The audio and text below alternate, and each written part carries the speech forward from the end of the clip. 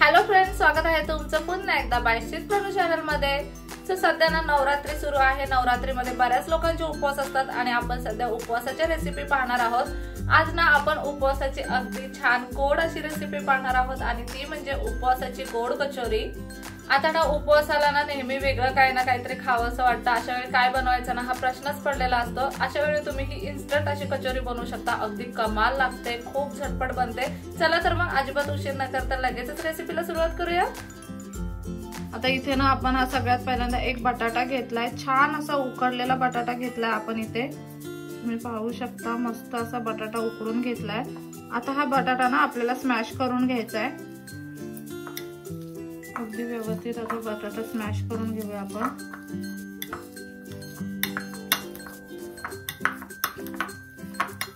स्मॅशरने ना लगेच बटाटा स्मॅश होतो। तर यामध्ये ना किंचितचं मीठ टाकूया चवीप्रमाणे। इथे ना आपण हे साबुदाणे भाजून मिक्सरला वाटून घेतले, त्याचं छान असं पीठ तयार करून घेतलंय। आता ते यामध्ये टाकूया। साधारणतः 2 चमचे इतकं पीठ आपण यामध्ये टाकलेलं आहे। हे सगळं आता मिक्स करून घ्यायचं आहे आणि या मिश्रणाचा ना आता एक गोळा तयार करून घ्यायचा आहे आपल्याला। आता ना इथे मिश्रणाचा एक छान असा गोळा तयार करून घ्यायचा आहे। साबुदाण्याचं पीठ ना जसं लागेल तसं आपल्याला ऍड करायचंय। थोडंसं वाटलं की ओलसर आहे अजून गोळा मिश्रणाचा, तर तुम्ही अजून थोडं साबुदाण्याचं पीठ यामध्ये ऍड करू शकता। असं थोडं थोडं साबुदाण्याचं पीठ ऍड करून आपल्याला एक मिश्रणाचा छान असा घट्टसर गोळा तयार करून घ्यायचा आहे। इथे ना अगदी छान असा पिठाचा गोळा आपण मळून घेतलाय, तुम्ही पाहू शकता। एकदम छान घट्टसर असं पीठ मळलेलं आहे। आता नाही ह्याला तुपाचा हात लावायचा आहे। व्यवस्थित असं चमचाभर तूप आपण इथे घेतलेलं आहे। आता तुपामध्ये पीठ आपल्याला मळून घ्यायचंय। आता हे पीठ आपलं छान असं मळून झालंय। आता यावरती झाकण ठेवूयात आणि तोपर्यंत ना आता आपल्याला सारण तयार करून घ्यायचंय। इथे ना आता सारण तयार करण्यासाठी आपण एक बाउल घेतलाय। यामध्ये आता आपल्याला खोबरं टाकायचंय। ओलं खोबरं वापरलंय इथे आपण। तुम्ही ना खवून सुद्धा खोबरं घेऊ शकता किंवा अशा पद्धतीने मिक्सरला वाटून आपण हे खोबरं घेतलेलं आहे। साधारणतः 4 चमचे इतकं खोबरं आपण इथे वापरणार आहोत।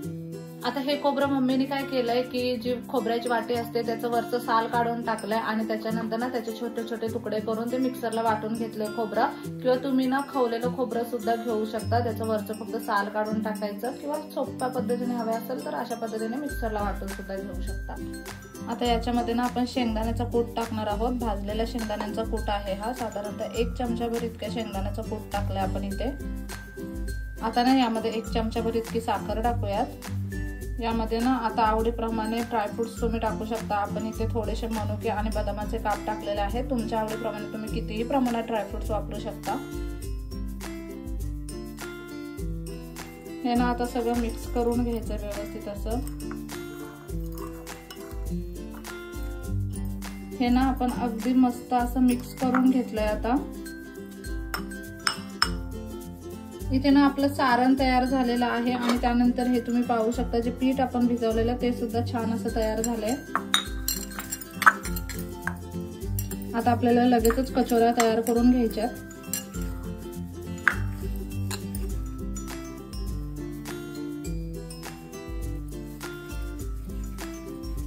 खूप मोठ्या आकाराच्या कचोऱ्या आपण इथे बनवणार नाही, तुम्ही इथे पाहू शकता। अशा पद्धतीने हा गोळा तयार केलाय आपण। आता पारी तयार करून घेऊयात।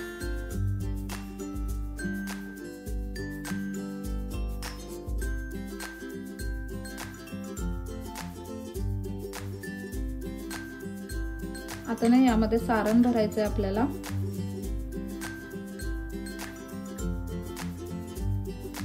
अशा पद्धतीने पारी बंद करून घेऊयात।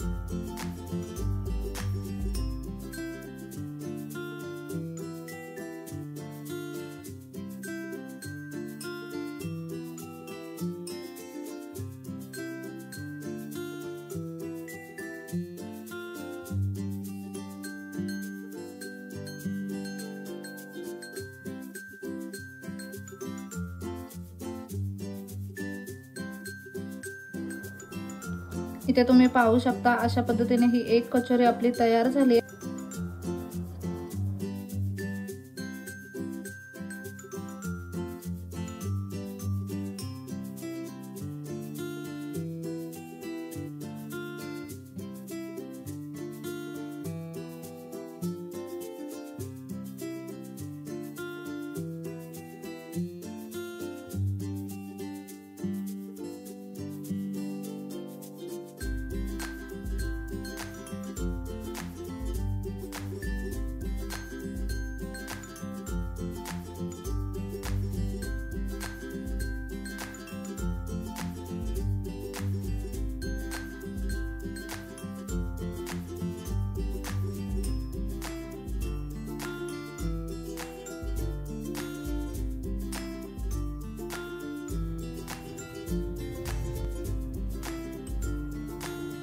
इथे ना सगळ्या कचोऱ्या आपण तयार करून घेतल्यात। आता आपल्याला ह्यांना फ्राय करायचंय। तुम्ही पाहू शकता अगदी मस्त दिसतायत। आता आपण इथे शेंगदाणा ऑइल घेतलेलं आहे तळण्यासाठी। उपवासासाठी ना अशा पद्धतीने हे शेंगदाणा ऑइल घ्यायचं, म्हणजे पीनट ऑइल घ्यायचं किंवा मग तुपामध्ये सुद्धा तुम्ही फ्राय करू शकता। आता इथे आपण ना शेंगदाण्याचं तेल घेतलेलं आहे। इथे ना आपण तेल गरम करायला ठेवलंय। आता तेल गरम होते तोपर्यंत ना आज ग्रे कलर मध्ये आम्ही दोघींनी काय घातलंय ते मी तुम्हाला दाखवते। इथे ना ही मम्मीने मस्त अशी ग्रे कलरची साडी घातलेली आहे। अगदी छान अशी ग्रे कलरची सिंपल साडी आहे आणि त्याच्यामध्ये ना हे छान असं ऑक्साइडचं मंगळसूत्र घातलंय। मस्त डिझाईन वाटते। त्यांना ऍक्च्युअली आज ट्रेडिशनल काहीतरी वेअर करायचं होतं पण ग्रे कलर मध्ये काहीच ट्रेडिशनल नव्हतं। सो मी असा मस्त असा टॉप घातलाय हा ग्रे कलरचा आणि त्याला मॅच करण्यासाठी हा प्लाझो घातलाय पिंक कलरचा आणि छान क्यूट लुक वाटतंय। हे ना इयरिंग्स घातलेत मी ऑक्साइडचे, थोडासा ग्रे कलर आहे इयरिंग्स मध्ये आणि हा एक कडा ऍड केलाय। छान सिंपल सटल असा लुक आहे जो आपण दिवसभर ठेवू शकतो। ट्रेडिशनल नाहीये पण ठीक आहे, कधीतरी असं सगळ्याच कलर मध्ये ट्रेडिशनल कपडे नसतात मग त्यावेळी तुम्ही असं काहीतरी मिसमॅच करू शकता। आता आपलं तेल सुद्धा गरम झालं असेल, आपण लगेच रेसिपी करूयात आपली उरलेली। इथे ना तेल आपलं गरम झालंय।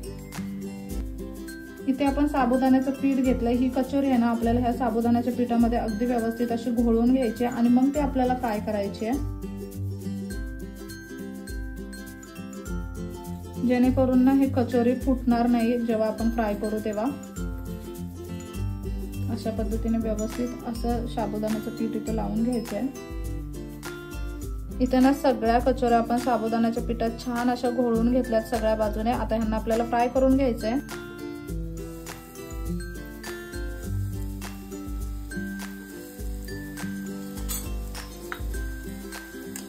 मीडियम लो फ्लेम वरती आपण कचोरी फ्राय करून घेणार आहोत।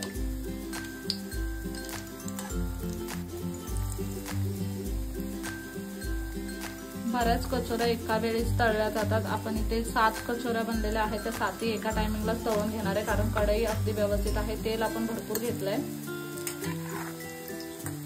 त्या कचोऱ्या आता फ्राय करून घेऊयात। इथे ना तुम्ही पाहू शकता कचोऱ्या मस्त टम्माच्या फुललेल्या आहेत। आलटून पलटून आपल्याला ह्यांना फ्राय करून घ्यायचंय। सगळ्या बाजूने अगदी व्यवस्थित कचोरी फ्राय झाली पाहिजे। इथे ना कचोरी अगदी मस्त अशी फ्राय झाली आहे। ही ना कचोरी फ्राय करताना अगदी व्यवस्थित हळूवारपणे फ्राय करायची, मी तुम्हाला दाखवते। अशा पद्धतीने ना कचोरी उडू सुद्धा शकते। आपली कचोरी इथे उडलेली आहे, एकदम छान झाले। पण कचोरी ना एकदम सावधानतेने तुम्ही फ्राय करा कारण की ती उडू सुद्धा शकते।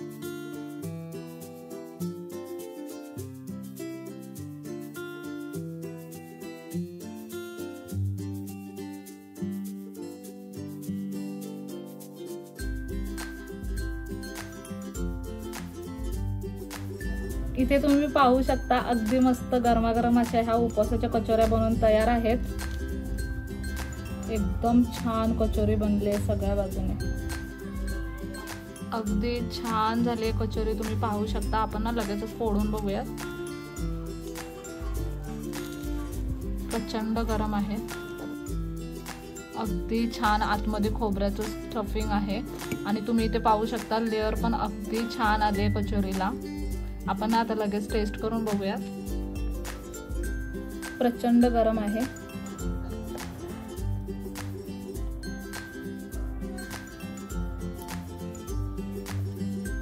कशी झाले?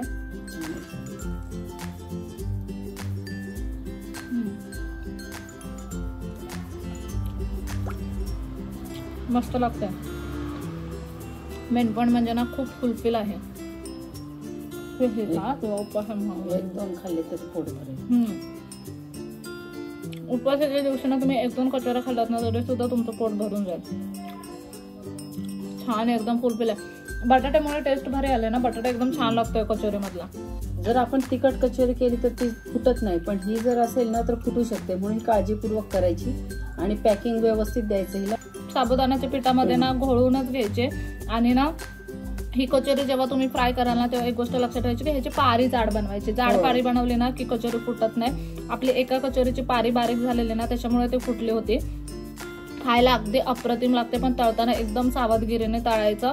पारी जाड बनवायची, ते एकदम व्यवस्थित टोकं आहेत ना त्यांची ते एकदम व्यवस्थित जुळले गेले पाहिजेत. अगदी छान अशी जुळून घ्यायची टोकं आणि मग मिडियम लो फ्लेमवरती कचोरी छान अशी फ्राय करून घ्यायची. थोडासा गोल्डन कलर यायला लागला ना कचोरीला की मग गॅस बंद करून टाकायचा.